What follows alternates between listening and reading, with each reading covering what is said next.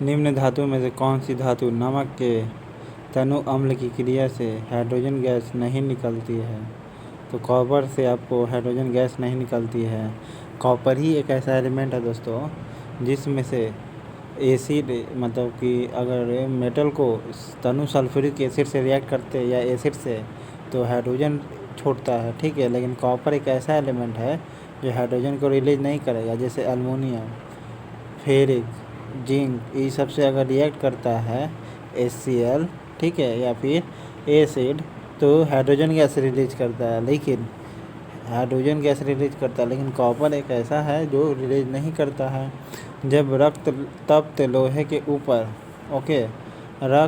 लोहे के ऊपर भाप गुजारी जाती है तो कौन सी गैस प्राप्त होती है? रक्त तप्त लोहे के ऊपर भाप गुजारी जाती है तो कौन सी गैस प्राप्त होती है? एकदम रक्त तप्त जैसा है, तो कौन सा गैस प्राप्त होती है? हाइड्रोजन गैस प्राप्त होती है, ठीक है। हाइड्रोजन गैस प्राप्त होती है। एकदम लोहा गर्म रहेगा, उस पर से भाप पानी नहीं, भाप गुजरेगा तो हाइड्रोजन गैस रिलीज करेगा दोस्तों, ठीक है। हाइड्रोजन को वायु में जलाने से क्या प्राप्त होता है? जल प्राप्त होता है दोस्तों। हाइड्रोजन को वायु में जलाने से क्या प्राप्त होता है? जल प्राप्त होता है। जैसे 2+2O, तो क्या बनेगा? H2O, okay. सो ये दोनों कट के क्या हो जाएगा? 1/2 1, ओके। तो H2O बनेगा। वनस्पति घी के निर्माण में कौन सी गैस प्रयुक्त होती है? तो वनस्पति घी के निर्माण में कौन सी गैस प्रयुक्त होती है? तो हाइड्रोजन गैस को प्रयोग करते हैं वनस्पति घी के निर्माण में, ओके। खाना पकाने के तेल को किस प्रक्रिया द्वारा वनस्पति घी में परिवर्तित किया जा सकता है? तो वनस्पति घी में परिवर्तित कर देंगे खाना पकाने वाले तेल को तो हाइड्रोजनीकरण द्वारा, जिसे हाइड्रोजनीफिकेशन भी कहते हैं इंग्लिश में दोस्तों। तो खाना पकाने में तेल को किस प्रक्रिया द्वारा किया जाता है? हाइड्रोजनीफिकेशन द्वारा। इसे व्हाट्सएप पर शेयर कर दीजिएगा दोस्तों बीच में, ठीक है। रिपोर्ट एरर हो कमेंट बॉक्स में बताइएगा, ठीक है। और आपको इससे जो भी इम्पोर्टेंट क्वेश्चन होगा एग्ज़ाम से रिलेटेड मैं सब आपको ला के दूँगा, ओके। सो आप इसे शेयर कर दीजिएगा दोस्तों। सो पहला नेक्स्ट क्वेश्चन है आपका, निम्न में से हाइड्रोजन के बड़े खंडों को कौन अवशोषित करता है? तो इनमें से कौन है जो हाइड्रोजन के बड़े खंडों को, बड़े पार्ट को कौन अवशोषित कर लेता है, सोख लेता है? तो पैलेडियम का कोलाइडी विलयन होगा, वो सोख लेता है हाइड्रोजन के बड़े खंडों को, ठीक है। हाइड्रोजन के बड़े खंडों को कौन सोखता है? पैलेडियम का कोलाइडी विलयन। कौन सोखेगा? पैलेडियम का कोलाइडी विलयन सोखता है, ओके। पैलेडियम का कोलाइडी विलयन। पैलेडियम और प्लैटिनम, पैलेडियम तथा प्लैटिनम के समान धातुएं विशेष परिस्थितियों में हाइड्रोजन बहुत अधिक आयतन अवशोषित कर लेती है। धातुओं द्वारा अवशोषित हाइड्रोजन क्या कहलाती है? तो अधिधारित हाइड्रोजन कहलाती है। क्या कहलाती है? अधिधारित हाइड्रोजन। पैलेडियम तथा प्लैटिनम के समान धातुएं विशेष परिस्थितियों में हाइड्रोजन बहुत अधिक आयतन अवशोषित कर लेती है। हाइड्रोजन का बहुत अधिक आयतन अवशोषित कर लेती है। धातु द्वारा अवशोषित हाइड्रोजन क्या कहलाती है? तो अधिधारित हाइड्रोजन कहलाती है। क्या कहलाती है? अधिधारित हाइड्रोजन। जल का उत्कृष्ट विलायक है। जल एक क्या है? उत्कृष्ट विलायक है, क्योंकि इसके अणु क्या होते हैं? अत्यधिक ध्रुवीय होते हैं। जल का उत्कृष्ट विलायक है। जल एक क्या है? उत्कृष्ट विलायक है, ओके, यानी प्योर विलायक है, क्योंकि इसके अणु क्या होते हैं? अत्यधिक ध्रुवीय होते हैं। क्या होते हैं? ध्रुवीय होते हैं, अत्यधिक। आयतन के अनुपात में जल में हाइड्रोजन व ऑक्सीजन का अनुपात कितना होता है? आयतन के अनुपात में जल में हाइड्रोजन 2 होता है और ऑक्सीजन 1 होता है, ओके। हाइड्रोजन और ऑक्सीजन के अनुपात में, भार के अनुपात में जल में हाइड्रोजन व ऑक्सीजन का अनुपात कितना होता है? तो भार के अनुपात में हाइड्रोजन और ऑक्सीजन का मान कितना होता है? हाइड्रोजन 1 होता है और ऑक्सीजन का 8 होता है, ओके। ऑक्सीजन का 8 होता है। शुद्ध जल क्या होता है? उदासीन होता है। शुद्ध जल क्या होता है दोस्तों? उदासीन होता है। ओके। और एसिड किसे कहते हैं? जो 7 से नीचे जाए वैल्यू, ओके, पीएच स्केल पर। सो एसिड कहलाएगा। क्षारीय 7 से ज़्यादा जाए, ओके, तो क्षारीय कहलाता है। शुद्ध जल का पीएच मान कितना होता है? 7 होता है। पीएच मान कितना होता है? 7। जल का घनत्व किस तापमान पर सर्वाधिक होता है? 4 डिग्री सेल्सियस पर। 4 डिग्री सेल्सियस पर होगा। सेल्सियस याद रखिएगा, फ़ारेनहाइट नहीं, सेल्सियस पर होता है, 4 डिग्री सेल्सियस पर। 0 डिग्री सेल्सियस से 100 डिग्री सेल्सियस तक गर्म करने पर पानी का घनत्व क्या होगा? पहले क्या होगा? डेंसिटी बढ़ेगा फिर घटेगा। 4 डिग्री सेल्सियस तक बढ़ता है फिर घटता है। ओके। 0 से 100 डिग्री सेल्सियस तक पानी को गर्म करते हैं तो क्या होता है? 4 डिग्री सेल्सियस तक बढ़ता है और फिर घटता है। हाइड्रोजन सल्फाइड या हाइड्रोजन क्लोराइड की तुलना में जल उच्च क्वथनांक किसके कारण होता है?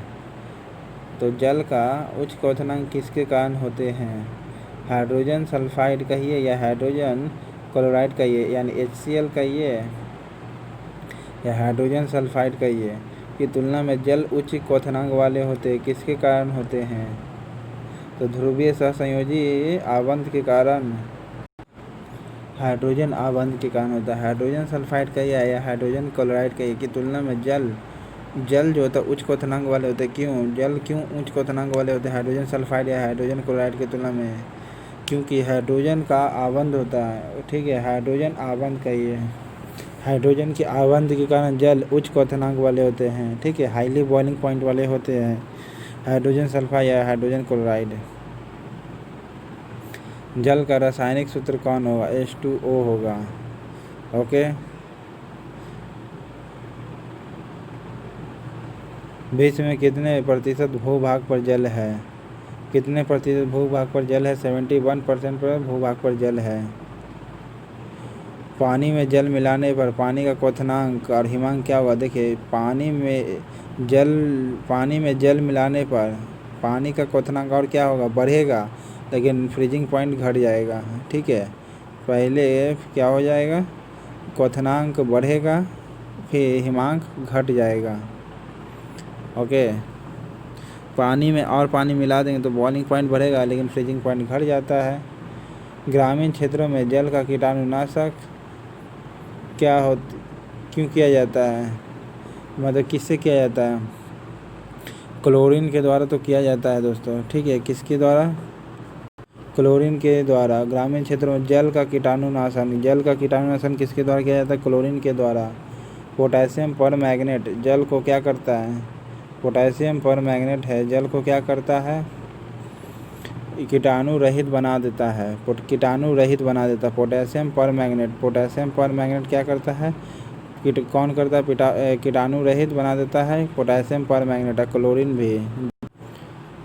विद्युत का चालक कौन होता है? तो लवण होता है। विद्युत का चालक कौन होता है? लवण जल होता है। विद्युत का चालक कौन होता है? लवण जल। जैसे सोडियम और क्लोराइड के मिलाकर के NaCl बनता है और ये किसके कारण होता है?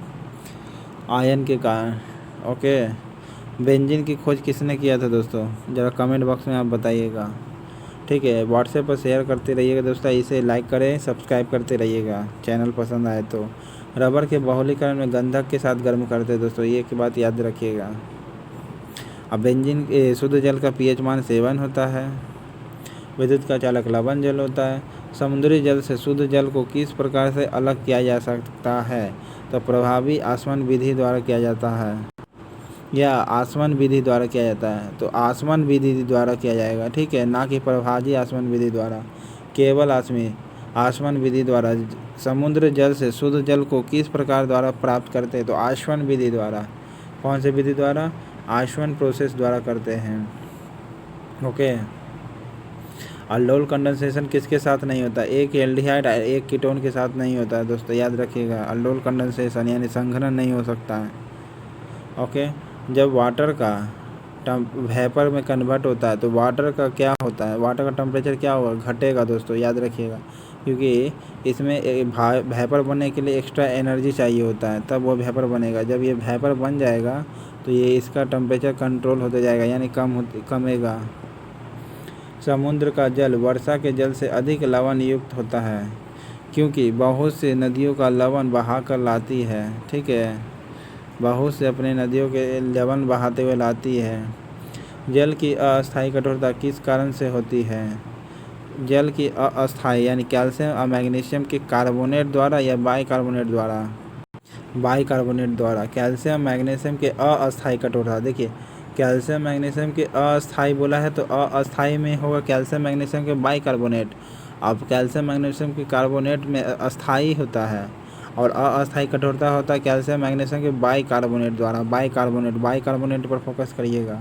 जल की अस्थायी कठोरता किस कारण से होती है? कैल्शियम मैग्नीशियम के बाइकार्बोनेट द्वारा। ओके, जल में अस्थायी कठोरता किसकी उपस्थिति के कारण होता है? कैल्शियम और मैग्नीशियम के सल्फेट द्वारा। कैल्शियम और मैग्नीशियम के सल्फेट द्वारा या कार्बोनेट द्वारा? सल्फेट द्वारा होता है। ओके, कैल्शियम मैग्नीशियम के सल्फेट द्वारा अस्थायी कठोरता और कैल्शियम मैग्नीशियम के बाइकार्बोनेट द्वारा अस्थायी कठोरता होता है। जल में अस्थायी कठोरता कैल्शियम मैग्नीशियम के बाइकार्बोनेट द्वारा और जल में अस्थायी कठोरता किसकी उपस्थिति के कारण होता है? मैग्नीशियम और कैल्शियम के सल्फेट द्वारा। मैग्नीशियम और कैल्शियम के सल्फेट द्वारा होता है। केतली में पानी के उबलने पर उसकी आंतरिक परत पर सफ़ेद पदार्थ की एक परत जम जाती है। ठीक है, वो किसका होता है? तो कैल्शियम मैग्नीशियम के कार्बोनेट होता है। ओके, कैल्शियम मैग्नीशियम के कार्बोनेट। अगर ये कैल्शियम मैग्नीशियम के सल्फेट हुए तो अस्थायी कठोरता आ जाएगी और कैल्शियम मैग्नीशियम के बाइकार्बोनेट आ गया तो अस्थायी कठोरता आएगी। लेकिन केतली में पानी के जल में से उबलने पर आंतरिक परत पर सफ़ेद परत जम जाती है। ठीक है, यह किसके कारण होता है? देखिए, गर्म होने का जो प्रोसेस हम बता रहे हैं दोस्तों, तो कन्वेक्शन के द्वारा होता है। ठीक है, कन्वेक्शन हिंदी में कहा जाता है संघनन। ओके, संघनन होता है, लेकिन ये फिजिक्स का क्वेश्चन था, लेकिन हम केमिस्ट्री बता रहे हैं। उबलने पर उसकी आंतरिक परत पर सफ़ेद पदार्थ की एक परत जम जाती है, जिसे कैल्शियम मैग्नीशियम के कार्बोनेट कहते हैं। एक नाभिकीय रिएक्टर में भारी जल क्या करता है? भारी जल न्यूट्रॉन क्या करेगा आपको?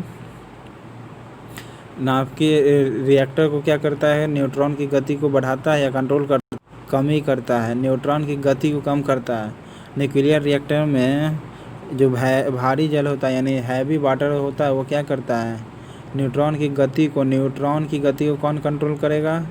कम कर देता है। न्यूट्रॉन की गति को कम करता है कौन? भारी जल जो होता है वो क्या करता है? नाभिकीय रिएक्टर में भारी जल न्यूट्रॉन की गति को कम करता है। बताइए दोस्तों, भारी जल की खोज किसने की थी? कमेंट बॉक्स में आप लिखिएगा। न्यूक्लियर रिएक्टर में भारी जल का प्रयोग शीतलक के रूप में किया जाता है। न्यूक्लियर रिएक्टर में भारी जल का प्रयोग शीतलक के रूप में किया जाता है। भारी जल क्या है? भारी जल में हाइड्रोजन के आइसोटोप युक्त जल होता है। हाइड्रोजन के भारी आइसोटोप युक्त जल होता है। ओके, जो न्यूट्रॉन की गति को कंट्रोल करता है। ओके, इसलिए हाइड्रोजन के भारी आइसोटोप युक्त जल होते हैं। न्यूक्लियर रिएक्टर में भारी जल का प्रयोग होता है शीतलक के रूप में। भारी जल हाइड्रोजन के भारी आइसोटोप से युक्त जल का होता है। भारी पानी गुरु जल का रासायनिक संगठन क्या होता है? तो भारी जल का रासायनिक संगठन क्या होता है? D2O होता है। ओके, रासायनिक संगठन क्या होता है जिसे फार्मूला नाम है? भारी जल को गुरु जल भी कहते हैं दोस्तों। भारी जल के अणु भार कितना होता है? 20।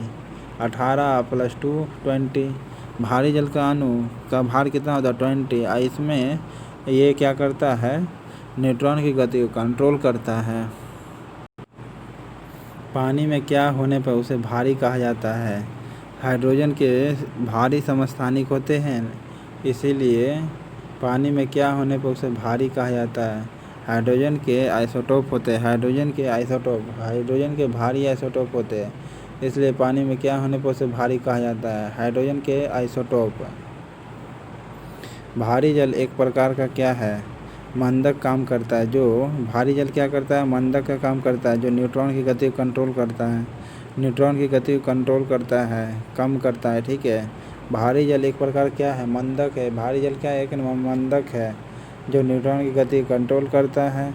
इसका मॉलिक्यूलर वेट कितना होता है? 20 होता है।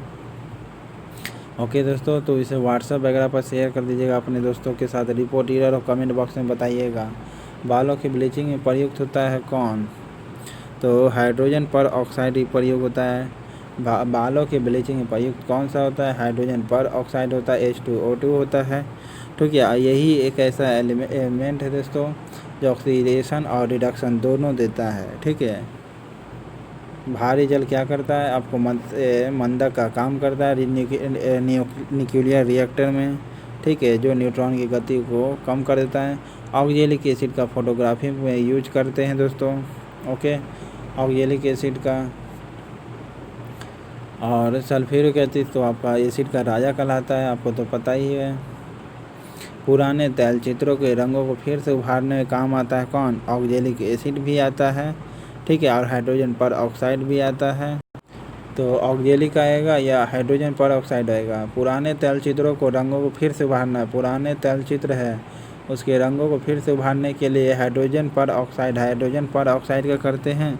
अब बालों को ब्लीचिंग भी करते हैं हाइड्रोजन पर ऑक्साइड से। बालों का ब्लीचिंग भी करते हैं हाइड्रोजन पर ऑक्साइड से। और पुराने तैलचित्रों के रंगों को पुराने तैलचित्रों के रंगों को फिर से उभारने के काम आता है हाइड्रोजन पर ऑक्साइड। ओके, और भारी जल क्या करता है? मंदक का कार्य करता है, न्यूट्रॉन की गति को कंट्रोल करता है। ओके, कार्बन एक क्या है? अधातु है दोस्तों। क्या है? अधातु है। कार्बन एक क्या है? अधातु है दोस्त। सभी जैव यौगिकों का अनिवार्य मूल तत्व है कौन? सभी जैव यानी ऑर्गेनिक यौगिक का अनिवार्य तत्व कौन होगा? कार्बन पक्का तौर पर होता है दोस्तों। ऑर्गेनिक सब्सटेंसेस में कार्बन पक्का होगा, एसिड में हाइड्रोजन होगा। और हाइड्रोजन पक्का होगा, ये किसने बताया था? कमेंट बॉक्स में आप बताइएगा।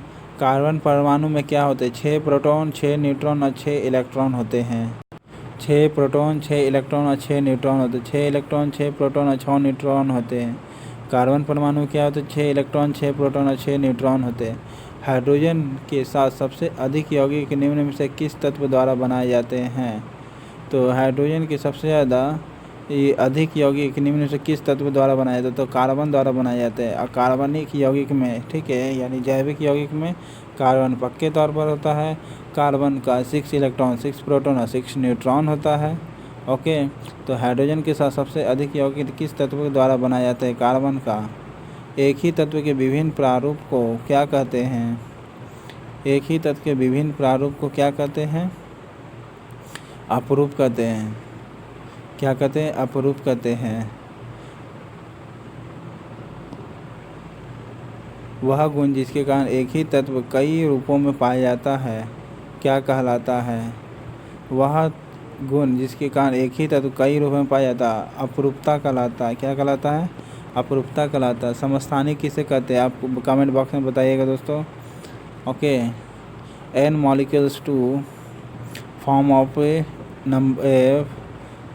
one molecules to form of n molecules is known as the बहुलीकरण कहलाता है, यानी पॉलीमराइजेशन दोस्तों। हीरा ग्रेफाइट किसके अपरूप है? तो कि हीरा ग्रेफाइट किसके अपरूप है? कार्बन के। ओके, लेकिन कार्बन नहीं है।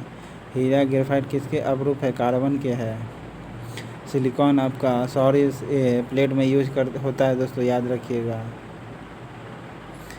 कांसा और टिन के मिश्रण से कौन सा एलिमेंट बनता है दोस्तों? ज़रा बताइएगा आप मिक्स कमेंट बॉक्स में। निम्न में से किस में कार्बन नहीं होता है? कार्बन किस में नहीं होता है? कार्बन किस में नहीं होता है? तो इनमें से कोई भी नहीं है। इनमें से कोई भी नहीं है। ना हीरा ग्रेफाइट और कोयला, किसी में भी कार्बन नहीं होता है। हीरा ग्रेफाइट कोयला में कार्बन नहीं होता है। ओके, हीरा ग्रेफाइट कोयला में कार्बन नहीं होता। हीरे के बारे में कौन सा कथन सही है? इसे प्रकाश परावर्तित करने की इसकी योग्यता होती है, इसके कारण गहनों में रक्त की प्रयुक्त किया जाता है। यह विद्युत का सुचालक है। 134 होगा दोस्तों। यह विद्युत का कुचालक होता है। सुचालक तो ग्रेफाइट होता है। यह प्रकाश को परावर्तित करता है। ओके, इसलिए इसे गहनों में यूज किया